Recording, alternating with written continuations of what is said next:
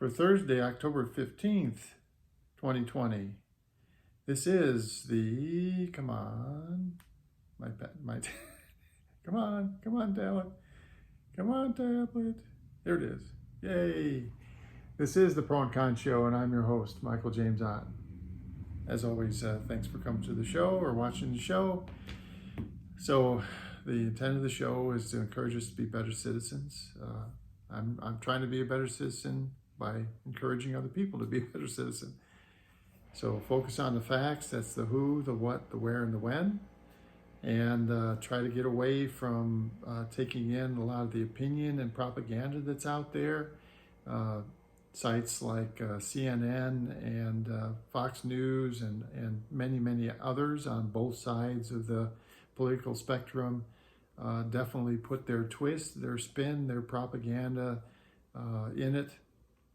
And so focus on the facts, the who, the what, the where, and the when, and take in the information from multiple sources so you make sure that you at least get the opportunity to understand these news stories or issues or whatever from different perspectives. Today's show is a COVID-19 update. So the pandemic is ongoing, and unfortunately for us, unfortunately for many of us, it's not getting better. It's getting worse. So during the summer, we had it where it was actually coming down some. Never got to a super low level here because, well, quite frankly, because we have not been consistent in doing some basic things that we know make a difference, make a huge difference. But because of the leadership of this country, and specifically Mr. Trump and then other people that follow him,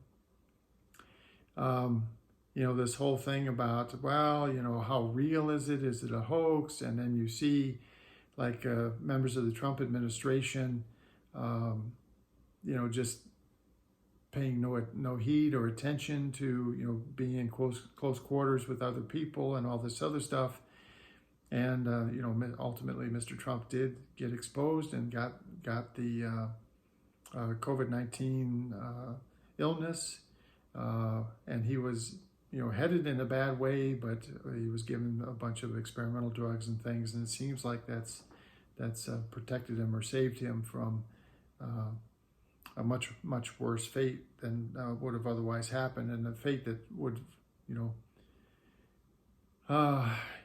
especially six months ago, we have learned a lot, and the therapeutic treatments of the COVID-19 illness are better than they were, because even like a few months ago, we had no idea that it was doing these things with clotting of the blood and stuff like that.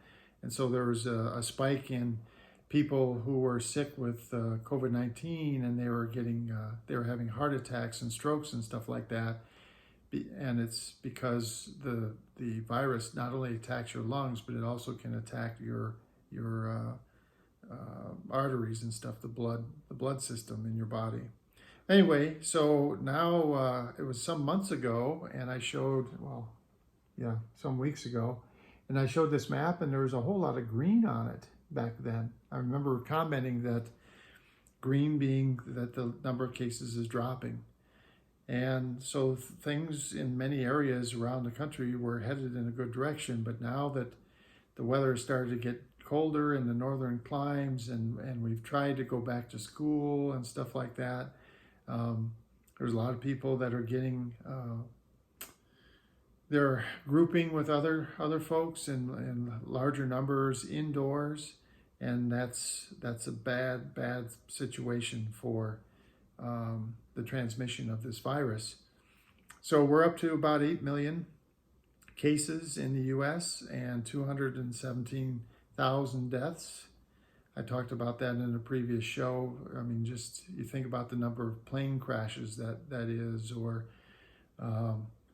that is something like 8 times the number of fatalities there are in automotive crashes and things like that.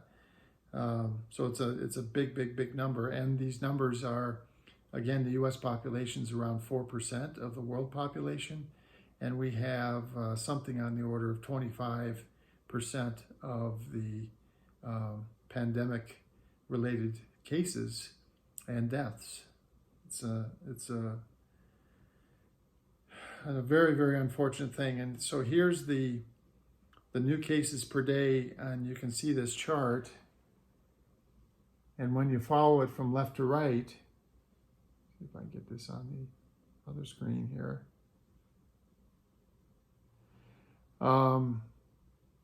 You see that we were going up initially with because the pandemic was just starting to spread, and then kind of leveled off, and then started coming down, and then we had another big rise as it spread in other parts of the country. Then we started coming down again, and now in the fall here, the latest in this chart on this end, yeah, it's coming back up again. And it's happening here, of course, in a bigger, we continue to be basically the worst performing country in the world. The United States of America, the worst performing country in the world in regard to this pandemic. And it's because we are not doing the basic things.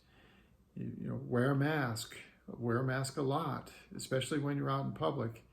If you're sick in any way, shape, or form, you have any symptoms, stay away from everybody else, get a test, quarantine yourself. So wear a mask, quarantine yourself, sanitize your hands a lot, especially before you touch your face in any way, shape, or form. Remember to do that, this is where your face basically is where the virus enters your body. So wash and or sanitize your hands routinely, especially if you've handled something or whatever. I know in the healthcare industry, because I do some work there in one of those facilities, we are sanitizing our hands all the time. If you you go into a resident's room and you assist them, well, you sanitize your hands, you do some assistance with them, and then immediately you thoroughly sanitize your hands again. And you just are constantly, if I touch, there's some of the people, of course, are in wheelchairs, and if I touch the handles on the wheelchair and I help somebody, I assist them on the elevator or something, before I touch anything else, I go and I get some hand sanitizer and I sanitize my hands. And then, so I sanitize my hands probably 10, 15 times an hour, especially if I'm being pretty active in doing different things. And then I thoroughly wash my hands every 2 or 3 hours also. And that the regimen of sanitizing your hands is actually quite good. Those alcohol-based hand sanitizers are pretty effective. And quick acting, as opposed to washing your hands. You really have to make an effort. It ends up being a couple minutes to thoroughly wash your hands and dry them and stuff. But anyway, so that's where we are. We should be wearing a mask. We should be staying away from people if we have any symptoms at all. And those symptoms can be kind of strange. Some people get a rash even. Although normally like pink eye or a rash or some of these other symptoms usually have other symptoms with them. But if you had anything, you have diarrhea, if you have a headache, fever, tightness in the chest, you should be thinking about, especially related to breathing, feeling like it's hard for you to breathe. There's a whole list of potential symptoms, and if you're having them, if this is abnormal, or a cough or whatever, if you're having them, then stay away from each other and be ultra careful and get a test. And then stay away Stay away from each other indoors. I don't care even if you're in a family environment. Spread out in your home. Don't sit close to each other unless you absolutely have to. The only times that you should be like getting close to each other is when it takes more than one person to do a particular thing around the home. Then okay, those two people should get together, but they should be careful, and especially if there's been any potential exposure to the virus in any way, shape, or form, that should make people give it a second thought. Okay, and then as far as what we can do as individuals, you can take vitamin D, dietary supplement, and you can get plenty of sleep and exercise. And if we were to do those things, all of us were to do those things in a very consistent way, you would see the level of infections and the level of deaths drop off tremendously. They would be 10% of what they are now if we just would do those things. And I admit it's inconvenient to do those things. But hey, I live in the state of Wisconsin, and right to the west of where I live is the state of Minnesota, and to west of there is the Dakotas and Montana and so on. There's a thing called winter. Okay, I'm wearing a sweatshirt because it's gotten colder and I want to stay warm. Is it convenient that I, have to now wear a sweatshirt, to kind of be a little bit more comfortable? No, it's not, but that's what it takes. And when the weather gets even worse, and it actually, unbelievably, it snowed today, even though the temperature is 45 degrees out, it actually snowed. It didn't stick, of course, but it was coming down in these huge flakes today, October 15th. And so anyway, so you go through these inconvenient things, but that's what you need to do.